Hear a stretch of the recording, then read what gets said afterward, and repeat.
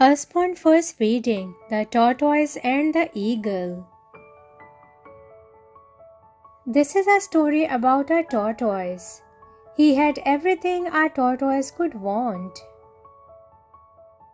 He had a lovely log to sit on, juicy apples to eat, and a very shiny shell.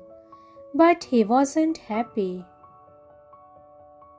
All day long he saw an eagle in the sky, flying low, flying high. It had golden feathers and great big wings. "I wish I could fly," said the tortoise. "I will try." He climbed onto a rock, jumped into the air, and flopped onto his belly. Oof! He climbed up a tree, jumped into the air, and landed splat in a puddle. Ugh! He called to the eagle, "Will you take me into the sky? I want to be like you." "What will you give me?" the eagle replied. "You can have my log and my apples."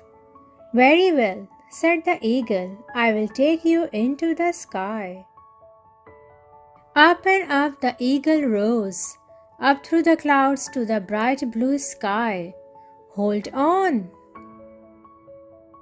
The tortoise looked at the ground. It was a very long way down. He felt dizzy. "Eagle," he said, "I don't like it up here. Please take me back."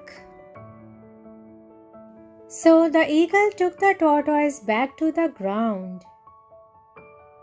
"Little tortoise," said the eagle, "you have no feathers and no wings. You are not made for flying. Keep your apples and your log. Be happy." The tortoise smiled. He watched the eagle go. He ate his apples. He sat on his log, and he no longer wanted to fly.